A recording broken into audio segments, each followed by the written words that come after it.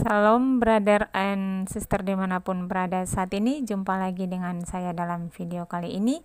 Selamat menyaksikan dari awal sampai akhir ya. Mohon agar tidak di skip. Tuhan Yesus memberkati. Ya, untuk bersaksi kan saudara Bapak yang Yesus Sohim. Nah, saudara dan saudari, di sini kita akan menyampaikan pesan-pesan Tuhan apa saja yang Tuhan kasih kepada kita. Ini bukan kita yang mau, tetapi Yesus yang mau. Ini bukan kemauan kita. Dan buat apa kita berbohong dan buat apa kita menipu, karena semuanya adalah supernatural dari Tuhan Yesus Kristus, Yesus Elohim. Dan di sini saudara, kalau saudara apa kabar saudara? Kalau sehat ya puji Tuhan. Ya kalau nggak sehat kita bersyukur, selalu datang kepada Tuhan, karena hanya Tuhanlah yang penolong kita, yang bisa menyembuhkan kita.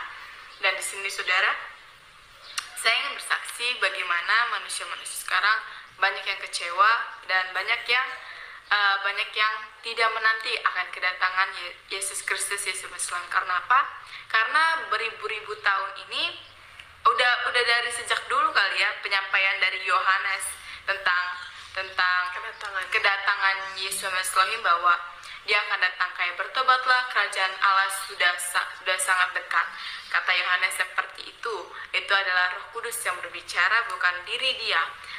Sama seperti saksi-saksi Bapak Yahweh yang bersaksi saat-saat ini, yang benar-benar dari Roh Kudus. Kalau kalian ragu dengan kesaksian orang itu, tanya saja kepada Yesus, pasti akan dijawab oleh Bapa yang di surga.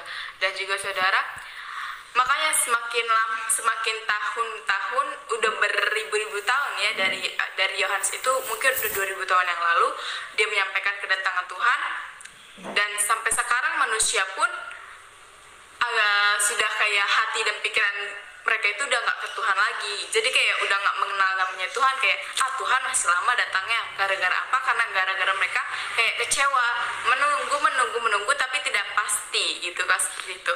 Tapi ya memang kita harus menunggu, tapi kita nggak boleh mendesak ataupun memaksa kehendak Tuhan. Kita hanya perlu berjaga-jaga itu apa? Dari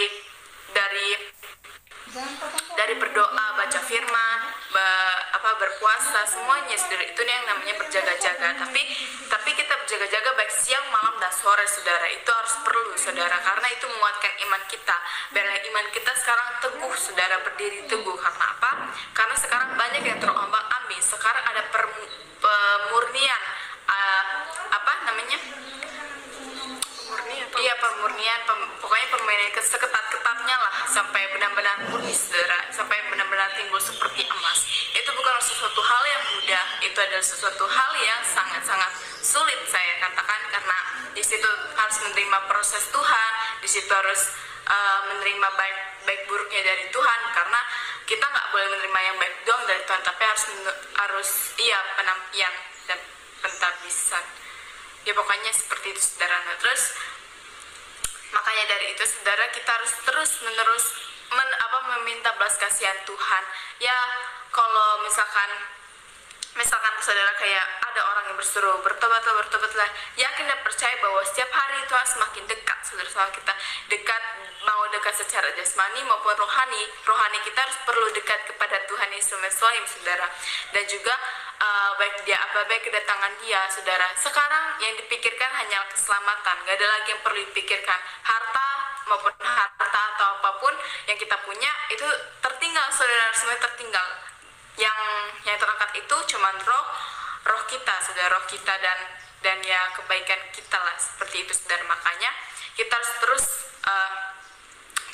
terus pembaruan baik hati, rohani, semuanya bersih secara rohani, bersih juga secara jasmani saudara, yaitu bahwa hati kita bersih, seluruh tubuh kita juga bersih. Kalau misalkan saudara nggak mandi, ya itu bisa terangkat saudara, karena mandi itu ada suatu hal yang bersih ya saudara, bersih. Jadi kayak bersih secara jasmani dan rohani itu perlu saudara, sangat-sangat perlu. Bapak maunya bersih dan wangi saudara, karena dia adalah Allah kita, Yesus Elohim. Dan saudara, dimana sekarang ini ya memang banyak ya saudara, kita lihat kecewa dengan Tuhan. Kenapa?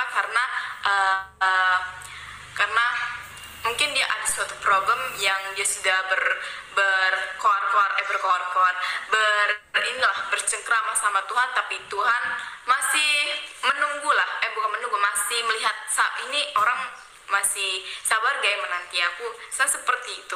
Waktu Tuhan tepat, saudara, tepat sekali menolong kita, saudara. Maka dari itu kita nggak boleh berputus asa dalam pengharapan. Kita harus terus berharap, dan kita harus mengucap syukur, dan kita sampaikan apa keinginan kita dalam apa keinginan kita sampaikan dalam nama Yesus Elohim, saudara, Yesus Kristus. Pasti dan kita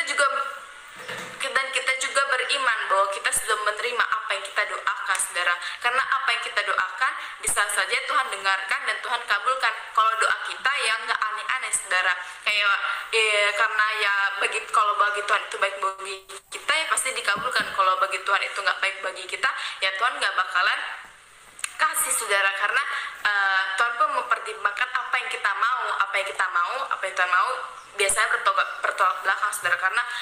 Karena berbeda ya, saudara, karena berbeda. Makanya seperti itu.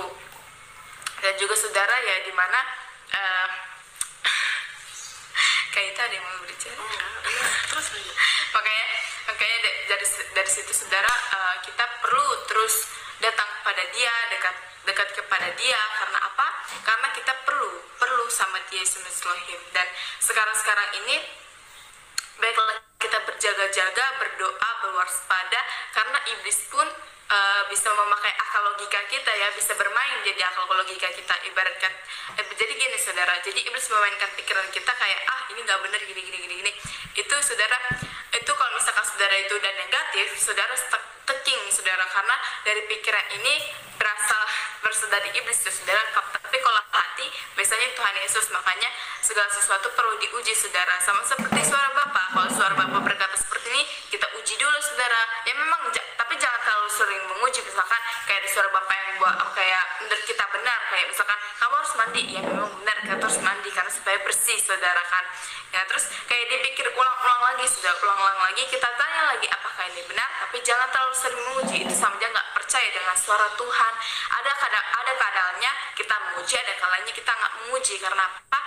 Karena segala sesuatu, karena kita yang harus menerima suara Tuhan, baik tukeran keras maupun tukeran baik, saudara, seperti itu. Makanya kita harus memerlukan hikmat dan pengetahuan dan kepekaan, saudara, dimana ini sangat diperlukan, saudara, bagi kehidupan kita. Karena kalau nggak ada hikmat, kita akan kayak berkata ngikut sini, kayak polos gitu lah, saudara, untuk ngikut sini. Makanya kita perlu untuk hikmat, kepekaan, dan bawa Roh Kudus itulah. Nah, terus kepekaan yang paling penting, saudara, karena kepekaan ini yang utama, saudara, dimana kita harus peka dan berpengertian, saudara. Kita harus perlu, saudara. Karena apa? Karena dari situ Tuhan bisa aja, dari situ Tuhan bisa berbicara kepada kita. Pasti kalau kita sudah mempunyai pikiran Kristus, hati Kristus, semuanya dari berasal Dia kasih, saudara. Tapi di situ kalau menerima pikiran Kristus itu bukan sesuatu hal yang mudah. Kita Tuhan melihat hati kita, apakah kita merendahkan diri atau tidak. Kalau tidak, ya Tuhan gak bakalan kasih. Kalau orang yang merendahkan diri pasti akan menerima karunia yang banyak-banyak, ya, saudara. Tapi dia nggak tahu karunia itu. Tapi Tuhan lebih tahu apa isi hati dia, kan, seperti itu, saudara. Makanya, saudara, kepekaan itu sangat diperlukan, saudara. Sangat-sangat diperlukan, saudara. Karena dari kepekaan itu kita mendengar suara sangkakala, saudara. Karena Tuhan pun mengetes kita. Kepekaan itu seperti misalkan gimana ya kepekaan itu, Kak? Peka gitu, Kak. Susah juga ya, saudara. Misalnya kayak pada umumnya aja lah gitu kan, kayak pacaran misalnya, kode-kode lah gitu kan. Tuhan itu karena suka kode-kode, saudara, ngasih kode ke manusia, tapi kitanya nggak pernah peka, saudara. Misalnya ada sesuatu hal yang terjadi dalam hidupmu nih, misalnya apa ya, sakit nih misalnya sakit, terus kita jatuh sakit nih, saudara. Terus di dalam sakit penyakit itu Tuhan mau apa dari di dalam diri kita, saudara. Nah, itu Tuhan udah kode-kode ke kita, saudara. Ya, Tuhan minta kita bertobat, saudara. Tuhan minta saat sakit pun kita harus lebih mendekatkan diri kepada Bapa Yahweh Yesus Salam, ya saudara.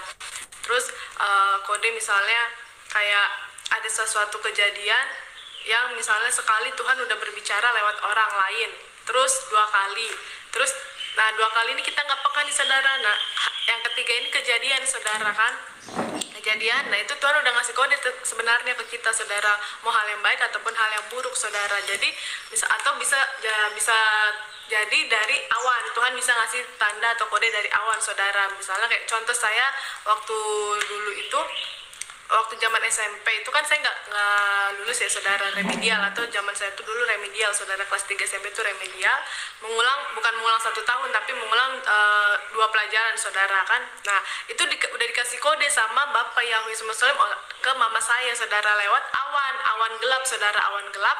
Tetapi yang kena awan gelapnya itu mengarah ke mama saya, saudara. Terus mama saya lagi ada tamu teman gereja. Terus mama saya ngeliat, saat itu saya nggak ada, saudara, nggak ada di rumah, saudara. Terus tiba-tiba mama saya diarahkan ngeliat ke awan gelap, saudara. Tapi cuma yang anehnya tuh cuma ini doang, saudara,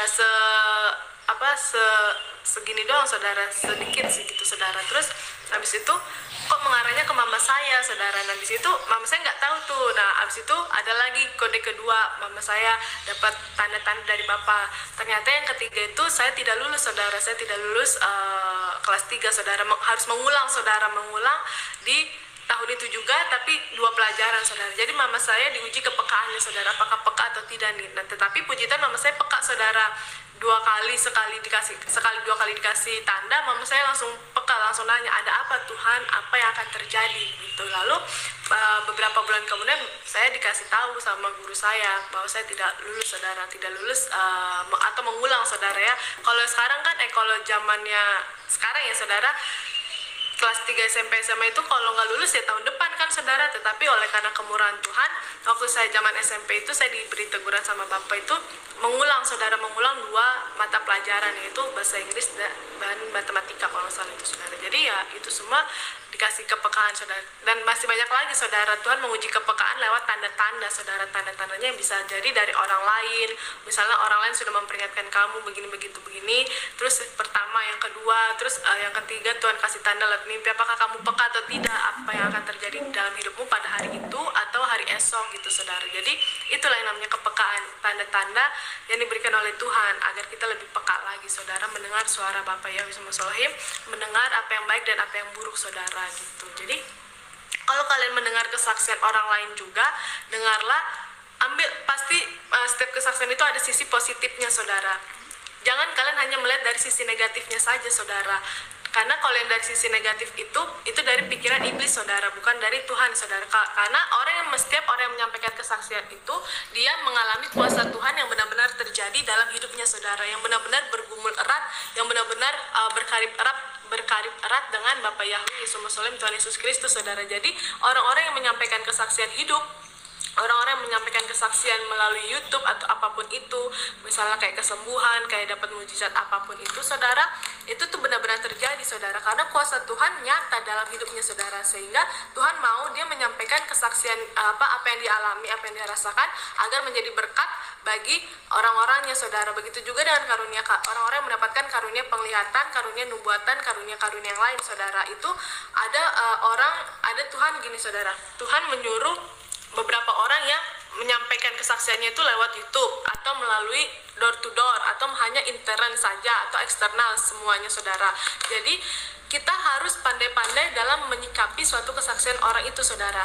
Jangan hanya negatifnya, saudara. Jangan hanya dilihat dari fisik orang itu, saudara. Misalnya dari fisik itu ada kekurangan, orang itu memiliki kekurangan fisik. Jangan kita lihat kekurangan fisik, saudara, tetapi lihatlah apa pesan, apa makna yang disampaikan oleh orang-orang tersebut, saudara, yang menyampaikan kesaksian hidup itu, saudara. Jadi kalau kita mendengarkannya dan meresponnya dengan yang positif, maka Tuhan bekerja dalam hidup kita, saudara. Tetapi kalau kita meresponnya dengan negatif, maka Tuhan melihatnya sebelah mata juga, saudara, sama kita, saudara. Dan kuasanya tidak akan berjalan bekerja di dalam hidup kita kalau kita melihatnya dari sisi negatifnya saja, saudara. Karena apa yang kita pikirkan berasal dari si jahat, saudara. Kalau kita mikirkannya negatif, saudara, maka dari itu Tuhan berfirman tidak boleh kita berpikiran negatif sama orang lain, dan kita tidak boleh memandang muka, saudara, seperti yang kemarin kami sampaikan lewat firman Tuhan.